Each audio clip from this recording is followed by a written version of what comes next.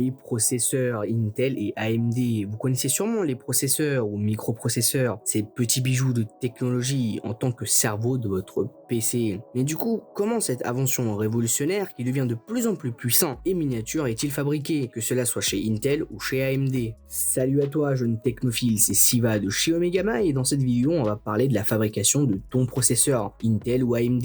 En effet, les processeurs ou microprocesseurs sont présents non seulement dans ton PC, mais pas que. Ils sont aussi présents dans des appareils comme des micro-ondes et plein d'autres. Un processeur est effectivement le composant de ton PC ou de ton micro-ondes, au choix, qui agit comme un cerveau. Il donne des ordres. Si tu es dans un jeu vidéo par exemple et que le programme du jeu veut que à X et Y position il faut une plage, c'est le processeur qui va ordonner à ta carte graphique d'afficher une plage à cette position précise. C'est ce que fait le microprocesseur en gros si on schématise à l'extrême. Le sujet de la vidéo n'est pas de parler de qu'est-ce qu'un processeur, donc si vous voulez une vidéo dessus, sur la chaîne, faites-le moi comprendre en le proposant dans les commentaires, en me supportant, en likant et en vous abonnant. Bien sûr la cloche aussi pour ne pas rater les prochaines vidéos. Du coup, vous l'aurez compris, bon processeur rime avec fluidité et rapidité pour le traitement des actions. Mais un bon processeur, ça a un coût et pas des moindres. Et oui, dans un PC gamer sur mesure de 1500€, ici proposé par Topacha, juste le processeur coûte 430€. C'est un Intel Core i7 de 9ème génération, donc un tout récent, ce qui fait quand même, si on fait un peu de calcul, presque 28% du prix total. En gros, le deuxième composant le plus cher du PC est derrière la carte graphique, qui est une GeForce RTX 2070 qui coûte 550€, presque 37% du prix du PC. Mais comme on le sait tous les PC n'ont pas besoin de carte graphique, car ils ne sont juste pas destinés à du gaming, et dans ces cas, le microprocesseur est tout simplement le composant le plus cher d'une config. Mais est-ce qu'un processeur, qui est tout petit face à tous les autres composants d'un ordinateur, vaut son prix? Pour ça, nous devons nous intéresser à sa fabrication. Et non, il n'est pas fabriqué avec du silicone, mais bien du silicium. Silicone, c'est juste son nom en anglais, à ne pas confondre avec celui qu'on utilise dans le bricolage. C'est aussi pour ça que la ville qui regroupe le plus de sièges sociaux des entreprises orientées vers l'innovation, comme les GAFAM, Google, Apple, Facebook, Amazon, Microsoft, mais aussi d'autres entreprises comme Tesla, s'appelle la Silicon Valley. Elle se trouve en Californie et aux États-Unis pour les plus perdus d'entre vous. Ce fameux silicium n'est pas du tout rare, il est contenu à un taux de 25% dans le sable, mais est aussi extrêmement abondant dans le quartz, sous forme de dioxyde de silicium. Et quand on sait que le sable est l'élément le plus répandu après l'oxygène dans la croûte terrestre, on comprend le fait qu'on puisse produire autant de processeurs. Tout commence par l'extraction du silicium, du sable brut, puis il sera purifié à de plusieurs reprises jusqu'à arriver à un standard de fabrication des semi-conducteurs, le GS, ou Electronic Grade Silicon. La pureté est tellement poussée qu'on a seulement un atome étranger sur 1 milliard d'atomes de silicium, ce qui est énorme. Il sera ensuite liquéfié à une température de plus de 1700 degrés pour pouvoir créer un monocristal de silicium qui est plus communément appelé un lingot. Ce lingot fait environ 100 kg mais a une pureté de l'ordre de 99,9999%. Elle est ensuite coupée en disques fins qu'on appelle wafer. La plupart de vos processeurs sont faits à partir des wafers de 300 mm, puis ce wafer est poli jusqu'à avoir la finition miroir sans la moindre aspérité. Et puis grâce à un mouvement circulaire, un liquide photorésistant est imprimé sur les wafers. Ensuite, ce traitement photorésistant est exposé au rayonnement ultraviolet pour qu'elle puisse devenir soluble, qui sera plus tard retiré grâce à un produit chimique. La galette sera ensuite dopée aux ions. En effet, selon les ions qui seront bombardés sur ce dernier, le silicium deviendra soit isolant, soit conducteur. Ainsi, on aura la formation du transistor sur ces zones bombardées. On doit quand même savoir qu'aujourd'hui, une galette de silicium regroupe des centaines de milliards de transistors. Bon, si on skip tous les parties de gravure et quelques étapes, ainsi que le dépôt d'électrolytique de cuivre, puis de polissage, on arrive presque à la fin de la création de notre processeur. Et oui,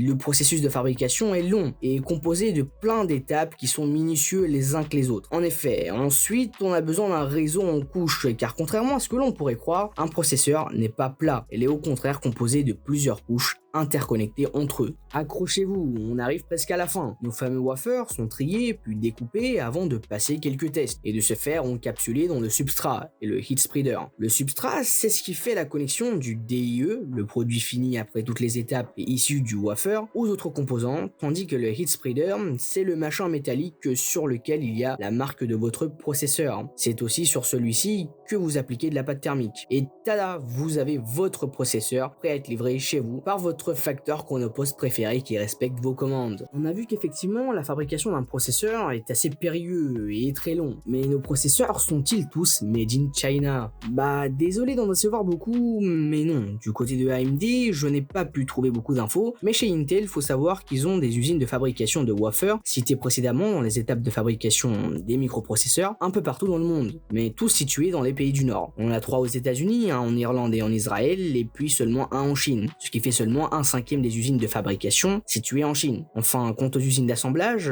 car oui, les usines de fabrication qui nécessitent une main-d'œuvre plus expérimentée ne sont pas situées dans les mêmes pays que les usines d'assemblage et de test. On les trouve principalement en Asie, plus précisément en Chine, Malaisie et Vietnam. Du coup, non, on est loin du made in China à 100%, et on ne peut ni dire que les processeurs Intel sont made in d'un pays en particulier, vu la disposition de leurs usines dans le monde entier. Donc, un processeur vaut son prix ou pas finalement? Je ne préfère rien vous affirmer sans trop avoir de source, car en effet, je n'ai pas vraiment trouvé le coût de fabrication d'un processeur. En tout cas, pas sur des sites sûrs. Mais ce qui est intéressant à prendre en compte, c'est la loi de Rock, du nom de son inventeur Arthur Rock. Cette loi, elle dit clairement que le coût d'une fonderie de semi-conducteurs, donc dans notre cas le silicium avec nos wafers, doublerait tous les 4 ans. Et cette augmentation, elle peut être expliquée par le fait que nos processeurs, ils deviennent de plus en plus puissants et performants. Et en devenant ainsi de plus en plus performants, on se rapproche inévitablement toujours plus des limites physiques. Ce qu'on peut en tirer de cette information, c'est que le prix de nos futurs processeurs sera de plus en plus cher, même si les prix actuels sont déjà assez importants. En bref, on a vu dans cette vidéo les processus et lieux de fabrication de vos processeurs, ainsi que le prix de fabrication qui ne fera que d'augmenter ces prochaines années sur nos futurs processeurs. Et c'en est enfin fini pour cette vidéo. Je n'ai pas pu rentrer en profondeur dans l'aspect historique et technique au niveau du fonctionnement d'un processeur. Donc si vous voulez une vidéo dessus, n'hésitez pas à me le faire savoir en commentaire. Et enfin, avant de préparer une vidéo, je fais un sondage sur le sujet que portera ma prochaine vidéo. Je laisserai le choix entre généralement 3 sujets sur mon Discord. N'hésitez pas à rejoindre mon Discord en description.